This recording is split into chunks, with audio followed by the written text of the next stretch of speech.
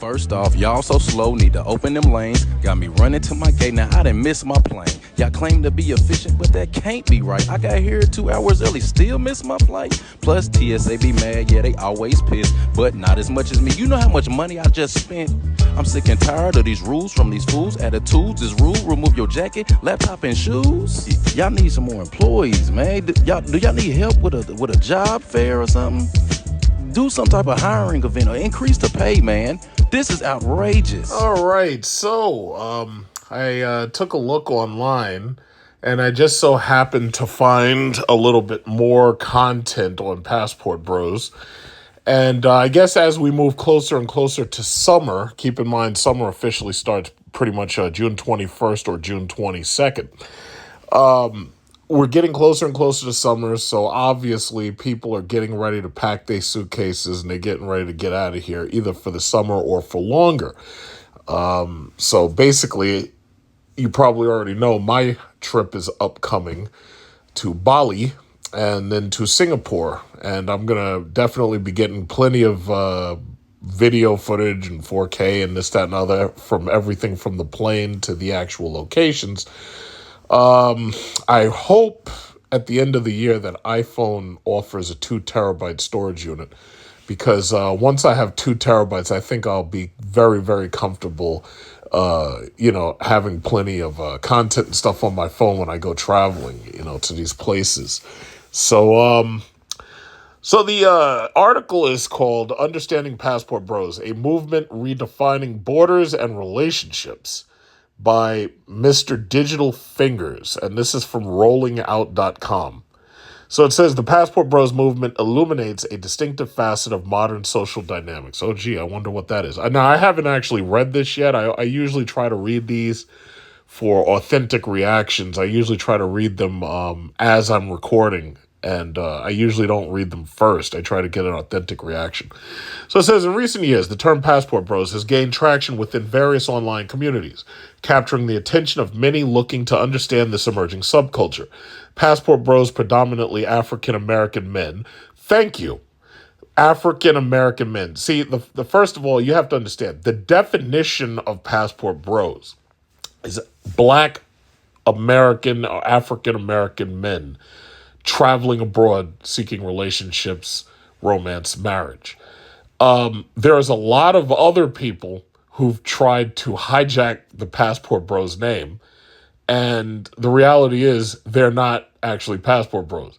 There are Passport Joes, expats, you can call them whatever you want, but they're not Passport Bros. The entire term bros, Passport Bros, came about because you're dealing with angry black women on TikTok talking down about black men who are leaving and going abroad.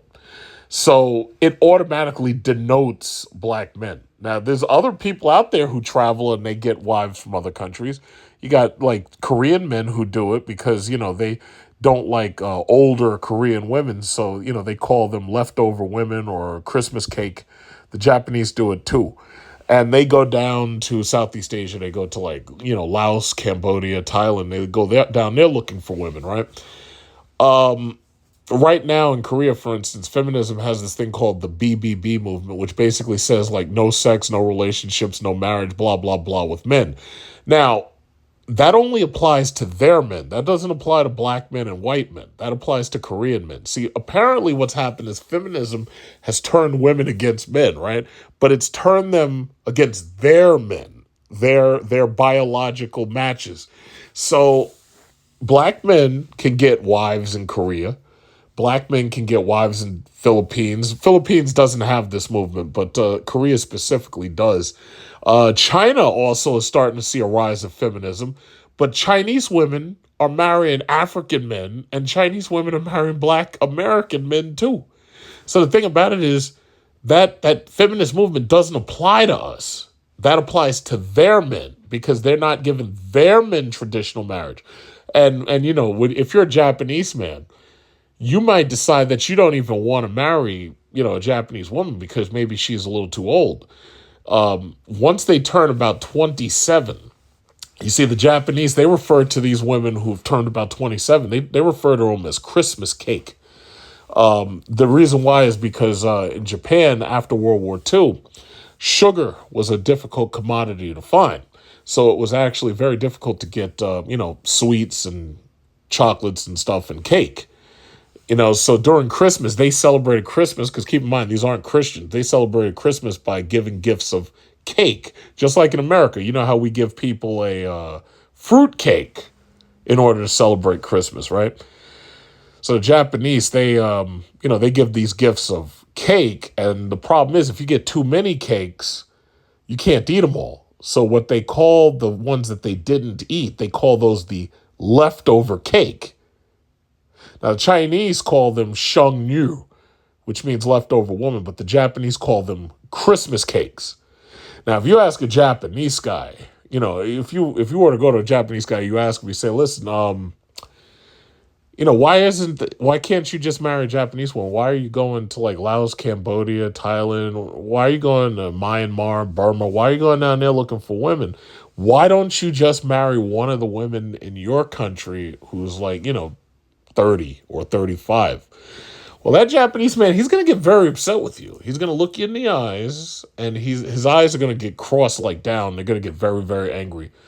And he's going to say, no! No! Want the Christmas car! No! No! No! Want the Christmas carol!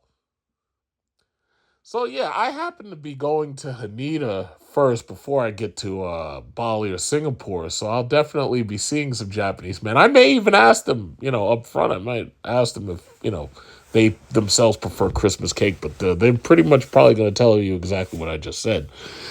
So anyway, passport bros are black American men going to other countries, getting their passports, looking for relationships and romance. I'm not going to belabor this point too long. This article delves into who passport bros are, what drives them, and how their movement reflects broader societal trends. Understanding the passport bros movement. Passport bros are motivated by the desire to find a setting where they feel more appreciated and respected than they might feel in their home country, namely the United States. The movement is not just about traveling. It's about seeking environments where they perceive the social dynamics to be more favorable, especially in terms of dating and interpersonal relationships. Members of this community often share stories of positive experiences in foreign countries where they find the social atmosphere to be more welcoming and less racially biased. And before I go on, I will quickly say, I've been in South Korea, I've lived in China, I've visited Japan, I've lived in Philippines, I've stayed in Thailand and visited Thailand. I even went on tours around South Korea, for example. I had always heard rumors that South Koreans were really, really racist. And these were just rumors and stereotypes. And the thing about it is, maybe that does apply here in America where they're actually forced to compete for resources with the people right here. And maybe that stereotype originated here. But when I went to their actual country, I had no problems whatsoever. As a black man in China, I had no problems whatsoever. In Japan, I had no problems whatsoever. I think the allegations of racism, I really believe that they're more targeted towards African visitors because the Africans, especially the ones who come from countries of poverty, when they come to those countries, right now, Italy is seeing an influx of immigrants. Basically, right now, immigration, illegal, legal, whatever, is on the rise. And I've already pointed out why I believe that's so. These are our replacements. Feminism has decided not to produce children. Feminism is out there rallying behind birth control pills and abortifacients. But you have to remember, at the end of the day, the health of the state is live births. This government expects you to be procreating, bottom line. And if you won't do it, they'll find somebody else to import in here to do it. And that's the bottom line. You will be replaced. Everybody is nothing more than a gear or a cog in the machine. And if you're not doing your job, and you're not having 2.5 children or whatever that point 0.5, point 0.7, whatever that number is, if you're not having at least 3 children, as far as the government's concerned, you're useless. I always hated the fact that welfare exists. And I always wondered, it's like, well, wait a minute. The Republicans didn't get rid of welfare, and the Democrats didn't either. But the problem is, as you get older, you start to realize the truth. The health of the state is live births. They will put as much food and as many meal tickets and as many bread lines out there as they can to make sure that they keep feeding these women and make sure that they stay pregnant. And that's the reality.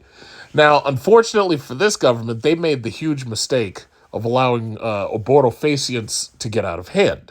So now they have a situation where fertility rates are getting lower, birth rates are declining, marriage rates are declining, and the same thing is happening over in Europe. I don't even need to point out the statistics because they're there. Not only that, the same thing's happening in Japan, the same thing's happening in South Korea. Basically, everything that American feminism touches, every single thing American feminism touches turns to shit. And we're seeing that with the actual statistics. So the bottom line is, this new BBB movement over there in South Korea, yeah, again, this only applies to their men. The feminism movement in China, this only applies to their men. If you're a black American passport bro and you go to one of those countries, I guarantee you'll have a girlfriend within the week. And if you stay there long enough, she'll want to marry you because she's not going to get what she wants out of her man, and she's not willing to give him the traditional marriage that he wants or expects. They've decided to go their own way. And I've pointed out, South Korea, they have an organization for Korean single moms. It's KUMFA. It's called KUMFA. KUMFA. This feminism movement is out of control. And it's going to ultimately cause a lot of those South Korean and Chinese and Japanese men to go down to Southeast Asia looking for women. And that's the reality. Now, I know a lot of you're American, you don't think about stuff like this. But the reality is I spend a lot of time in Asia, so I actually learn, about what's going on over there. But that's the reality. We're not having problems like that so much in South America. South America, they're not really having too much of a problem with birth rates and fertility rates and stuff like that. Them women are doing their thing. They're getting it in. Especially down there in Brazil. Like, it's hot down there. Everybody's walking around half naked most of the time. And, the women have real hair. And, they don't have all that plastic in them because they can't afford it. A lot of them are, dirty, barefoot, and, they're just bare feet. So the guys go down there and they lose their minds. So believe me, down there, they're not having too much of a problem with birth rates. But over in Europe, yeah, they are. In Asia, yeah, they are. So that's just what it is. Okay, the rise of the passport bros can be seen as a response to societal issues in the U.S., including racial tension and dissatisfaction with the dating scene. For many passport bros, moving abroad or dating internationally is a way to escape these challenges. This movement highlights a broader narrative about global mobility and the search for a sense of belonging and acceptance in a global context.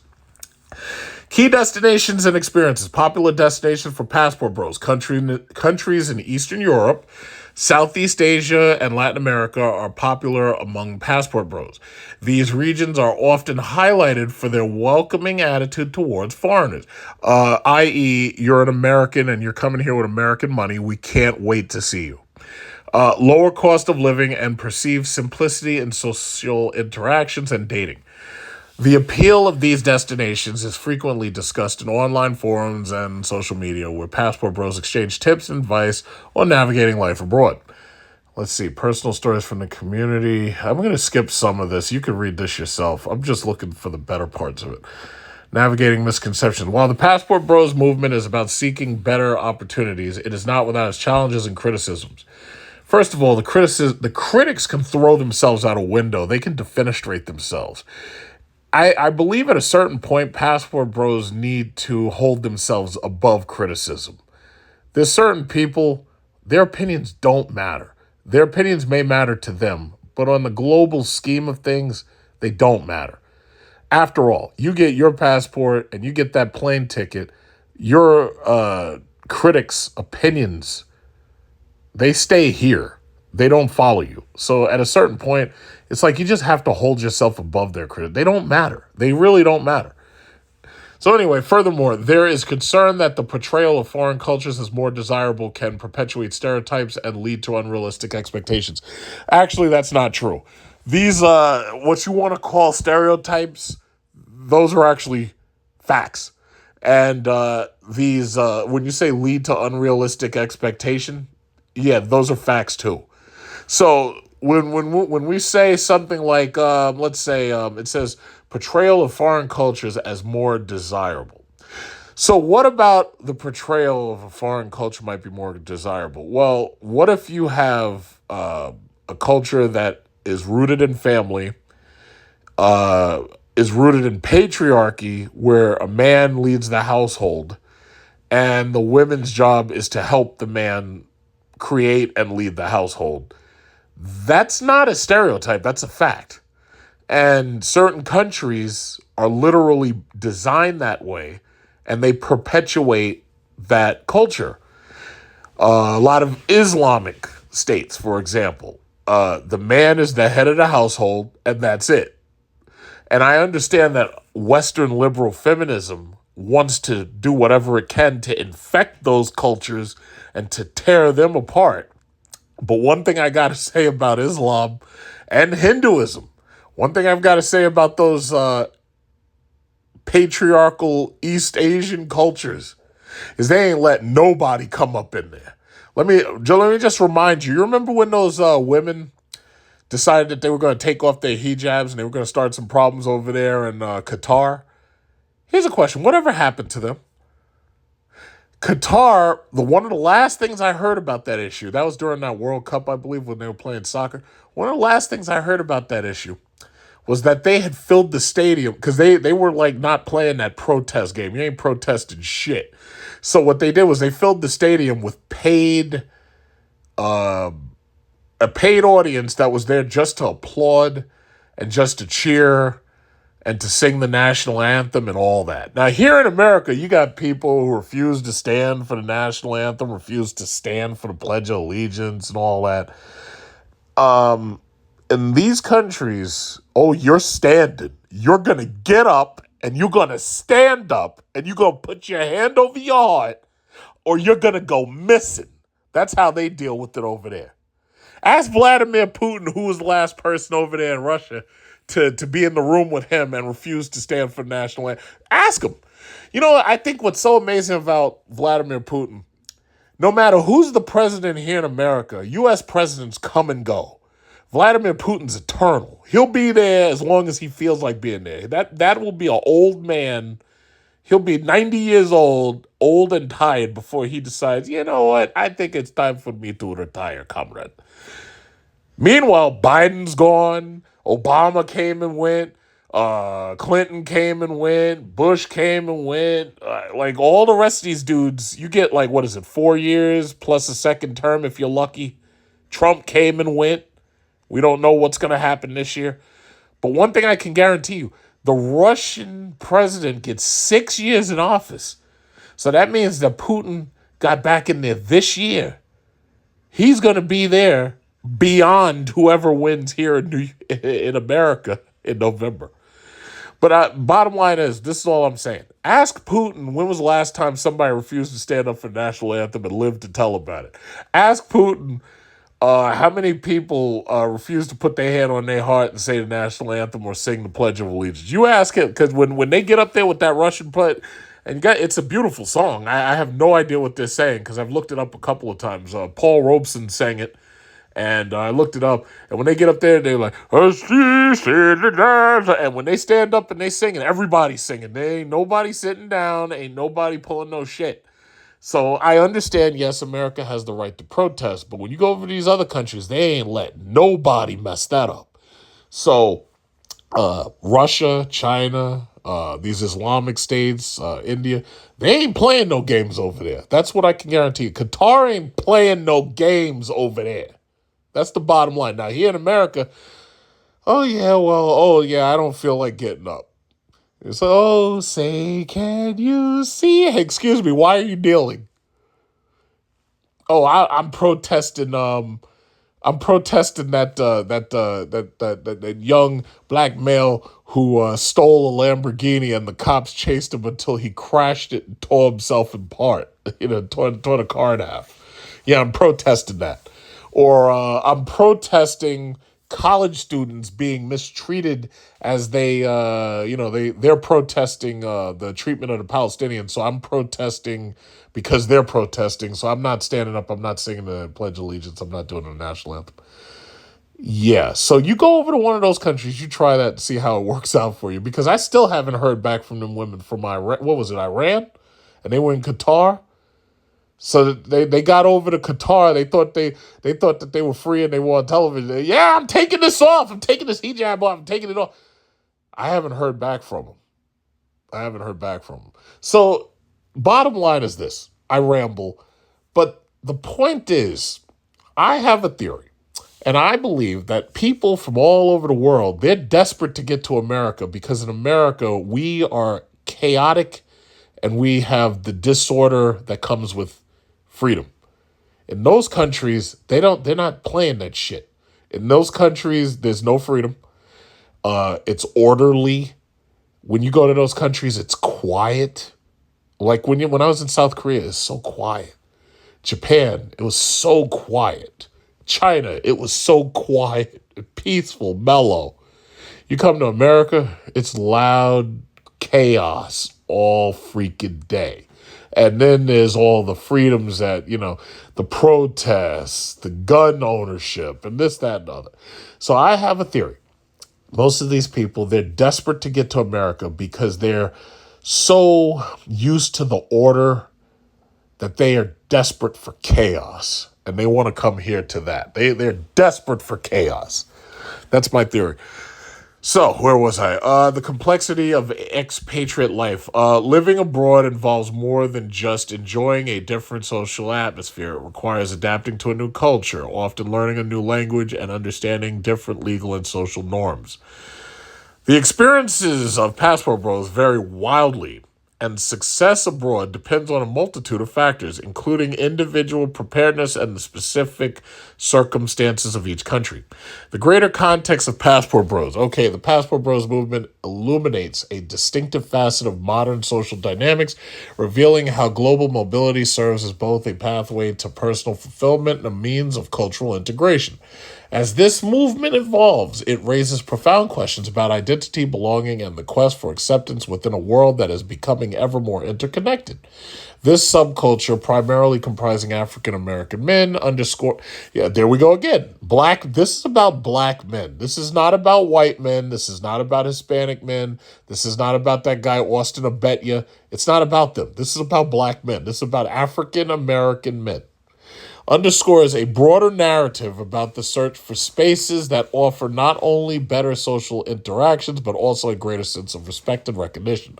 Exploring the motivations and experiences of Passport Bros allows us to understand the appeal of transcending geographical and cultural boundaries to create a life that might feel more rewarding. It invites us to consider the psychological and this is really about to put me to sleep. This movement challenges traditional notions of home and belonging, urging us to rethink what it means to be part of a community and what? Ultimately, the story of Passport Bros is a reflection of a larger trend towards global migration and the exploration of identity in different cultural settings. As members of this community share their journeys, they contribute to a richer dialogue about the complexities of living abroad and the endless human search for a place where one truly belongs. All right. So that's this author's take on what the Passport Bros are. I'm not going to discredit or discount what this person is saying. This person is Mr. Digital Fingers. I'm not going to say that he's wrong. But what I am going to say is that it's much simpler than that. It's much, much simpler. It's like this could be simplified. First of all, Black American men have it hard enough. Well, let's just start there. I would say that it's very exhausting being a black male in America.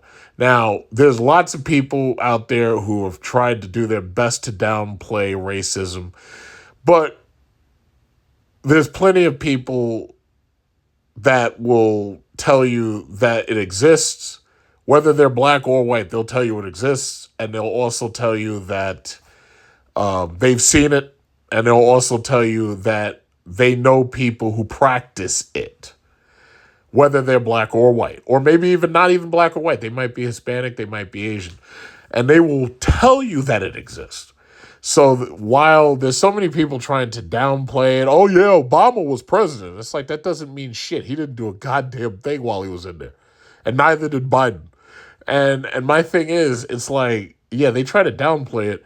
But the bottom line is, I'm pretty sure most African American men, if you question them one-on-one, they would pretty much say that it's very exhausting being a black American male. They have to be careful where they walk. They have to be careful where they go. There's certain parts of this country black people will not go to because they worry that something might happen to them. And that's in this country. You know, I've been all over the world. I've never, the furthest west I've been is Denver, Colorado. I've been all over the world. China, Japan, South Korea, Thailand, going to Bali, going to Singapore. I've been all over the planet. But there's parts of America I refuse to go to. Either I'm worried that somebody might try to steal my car. I have an uncle. He goes down south to Florida. His car's been broken into a couple of times. He has no idea who did it, but they've broken into his car because they saw those New York plates and they say, yeah, I'm breaking into this dude's car. There are parts of this country I don't trust. There's cops in certain parts of this country that I don't trust. I go over to Japan. The cops don't even carry guns. I don't have to worry about a cop shooting me simply because they don't even have a gun. As long as I'm not doing anything like crazy or stupid, like attacking somebody or anything, they're not doing nothing to me. And I'm living proof that they just didn't. I stayed in China. The only cops I saw with guns were the ones that were military police who were standing posted at military installations, or the ones who had shotguns because they had to collect money from ATM machines. The regular cops are unarmed. So if they did come after you because you did something, the worst you'd have to worry about is probably getting beat over the head. And that's about it. But you ain't got to worry about getting shot to death because, like, they thought that you reached into your pocket and you pulled out a wallet or some shit. So, long story short, it's, to some people, I would say it's very exhausting living here. There are, like, everybody be like, oh, yeah, well, you can just pack your bags and leave. Well, that's kind of what the passport bros are doing. And I would also argue that, yeah, if they had the money, they would literally just pack their bags and turn their back and they fucking leave. There's a lot of people, just like it says, they've gone to Eastern Europe and they refuse to come back. There were a lot of World War II veterans who left. They went to Eastern Europe. They went to Germany and Italy and all that. And they refused to come back. Italy, France, Germany. They stayed there. England, London, they stayed over there. And didn't miss a dime of this place. Just stayed right over there. The passport bros have decided, yeah, I'm going to Brazil. I'm going to, Colombia, DR, whatever it is. And I'm going to stay here as long as I possibly can. These expats who have jobs with, digital technologies and whatnot, cybersecurity, they're leaving. They're getting the hell out of here. They're leaving. Like, you got these racists and nationalists who want to jump up. Oh, yeah, pack your bags. Well, I hope you pack your bags. You can leave. Yeah, that's exactly what they're doing. But they're not doing it because they don't love the country. They're doing it because they don't love their community. And when I say they don't love their community, obviously what I'm saying is they're disappointed, disgusted with the women in their community, absolutely disgusted. And this doesn't just apply to black men, this applies to white men too, because the thing about it is, if you're a white man and you're a white woman, she refuses to have children with you. Like she's popping pills or taking in what are those things? Depo-Provera shots, and she refuses to have children with you. Do you realize that white male suicides are higher than like ever before? Like they're going up. And you have to wonder, well, why is that? But it's not hard to figure out. It's just like with those stories that I read about, white males refusing to go to college. Some of them are saying, yeah, I refuse to go to college because I refuse to take out the debt. But the other issue is they're not only refusing to go to college, but on top of that, they're refusing to join the military. And their birth rates are down and their marriage rates are down. So what does that tell you? That tells you that there's a bigger problem here for men in America. And it's been, documented a couple of times that, men are not happy right now. It's been pointed out numerous times. I've read a couple of the articles. I can't really think of the names of them, but I've, read behind those articles a couple of times. So then you go from the white man, you go to the black man, and the black man's not happy with his community either. And he's definitely not happy with the women in his community. That's what this Passport Bros movement is basically all about. It's like if you've literally got women just like these Korean women with this BBB movement, and we refuse to let you take us out on dates because we refuse to go to the Cheesecake Factory. And I don't trust you. And I would rather be in the forest with a bear. And I choose the bear instead of a man. And I'm like, what? Huh? What? I choose the bear. That's the new movement. I choose the goddamn bear. Let me tell you something. The very thought of a bear is the reason why right now I'm sitting on a Desert Eagle 50 caliber, 50 Action Express. Because as far as I know, this Desert Eagle can put holes in a bear that he ain't healing from.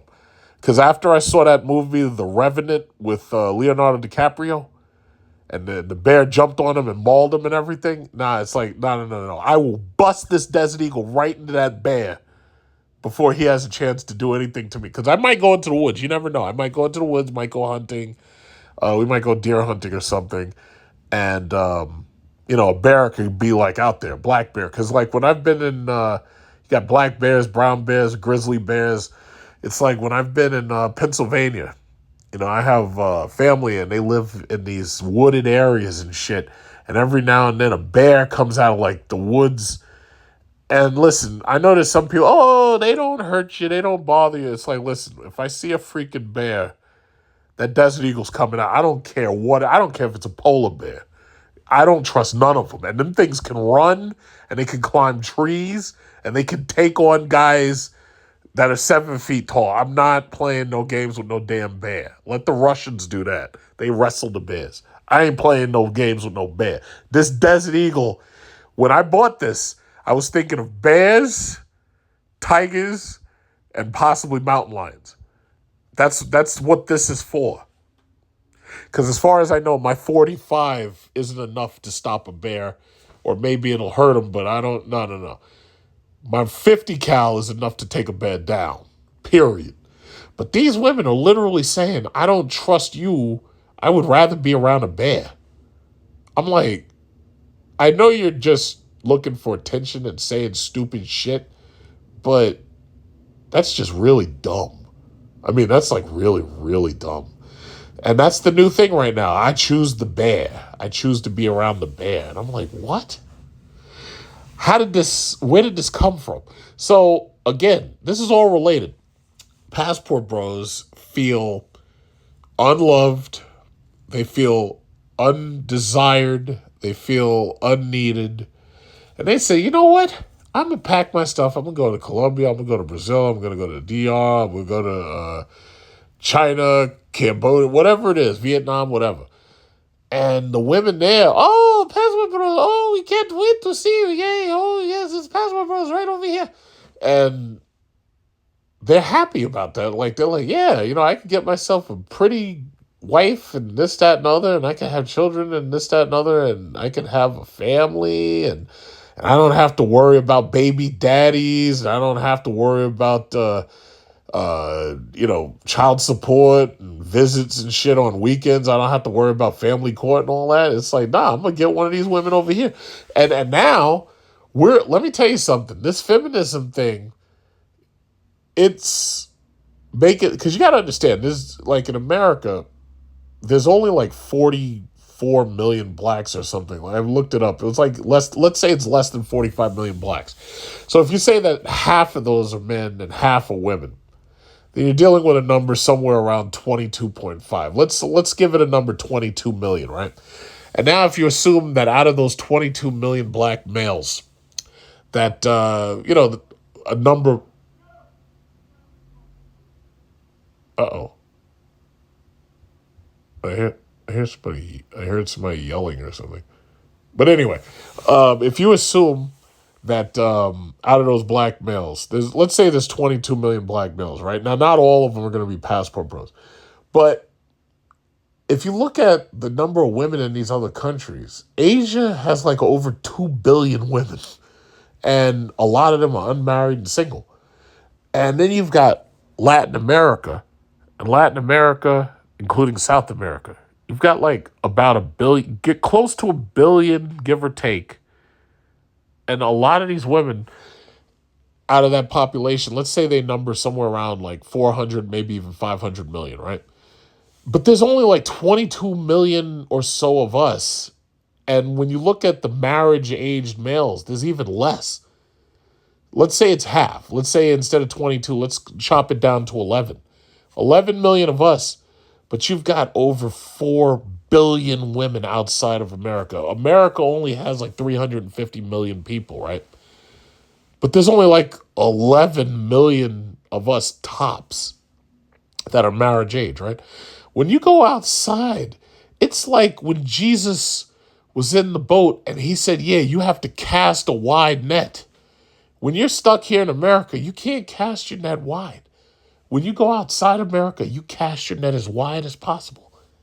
So it makes no sense to stay here. It really doesn't. It really, really, really doesn't.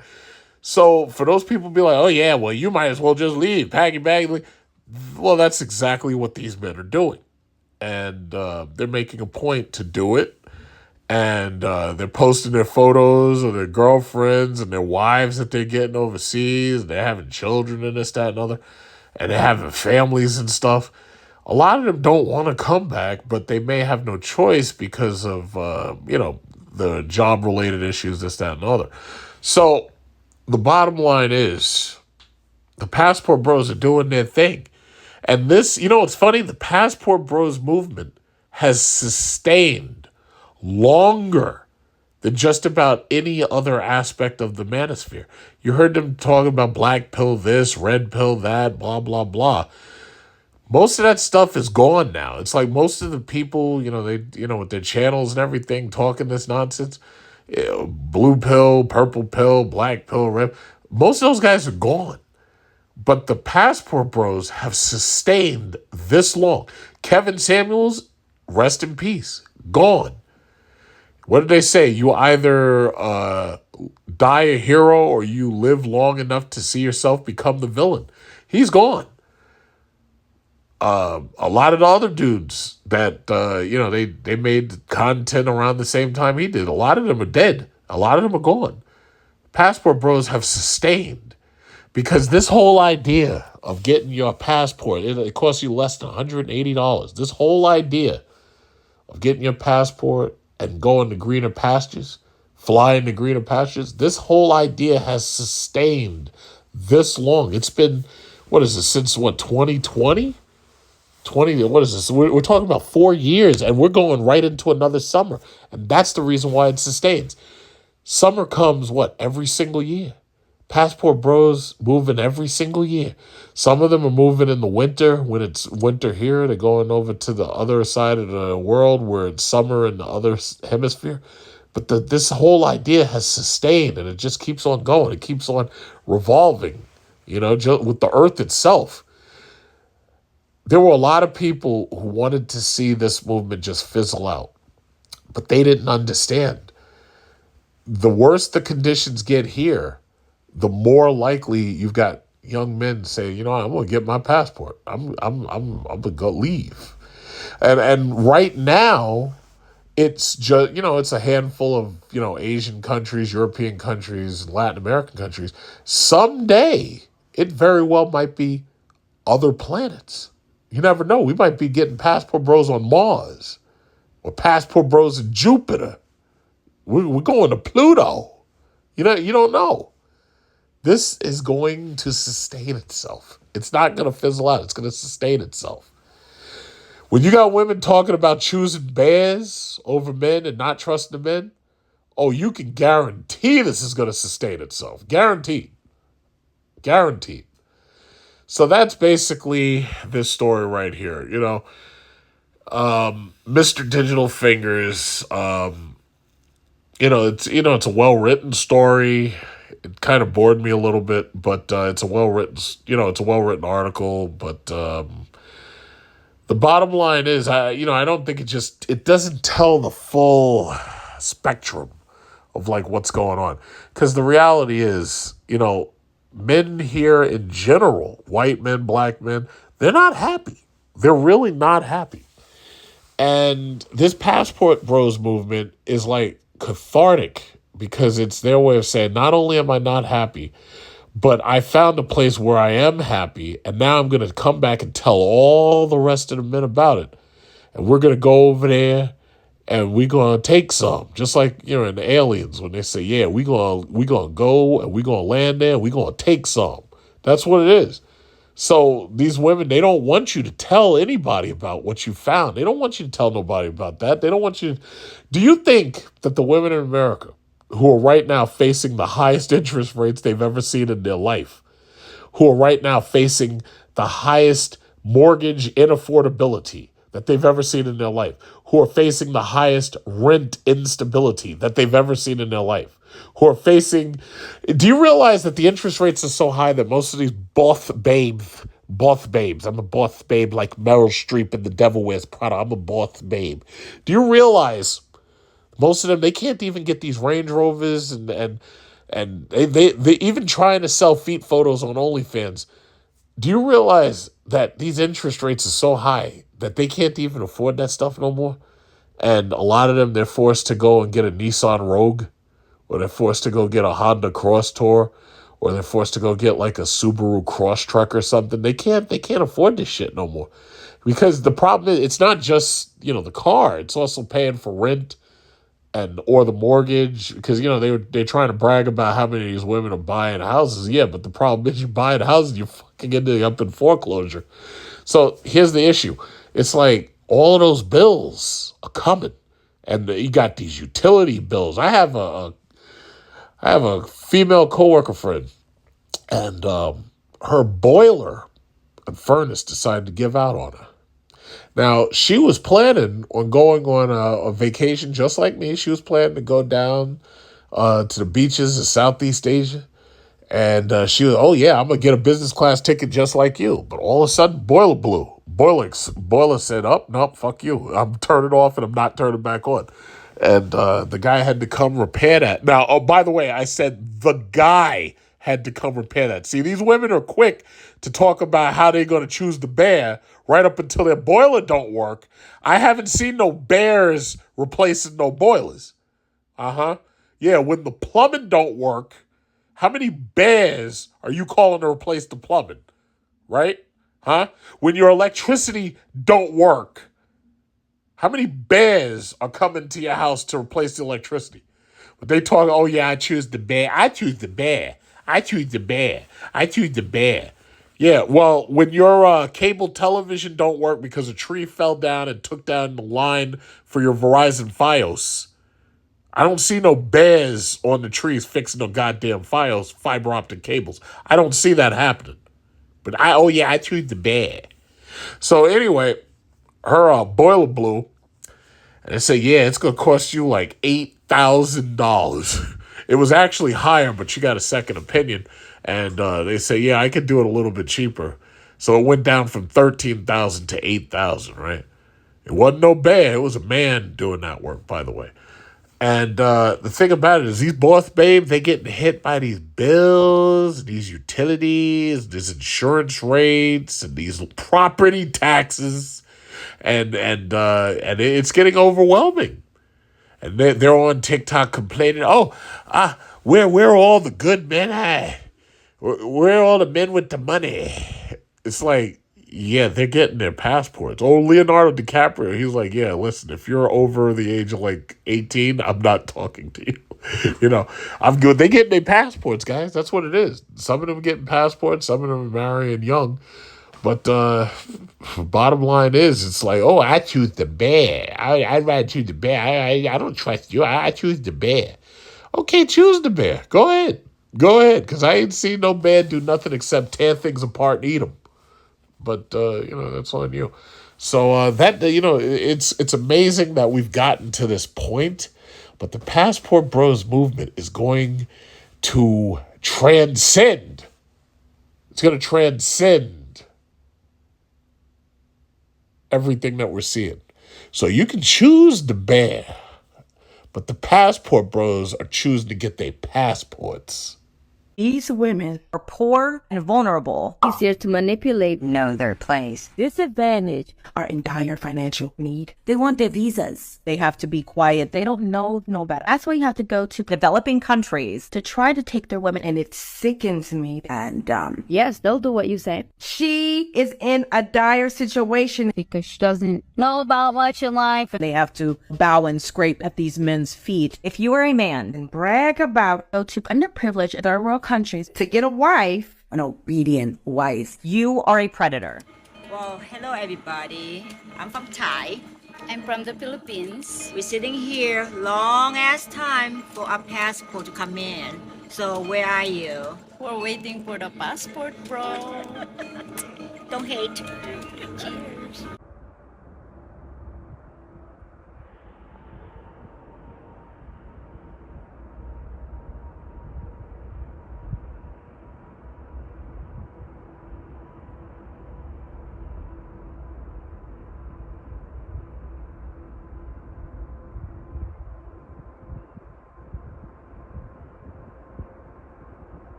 To be continued.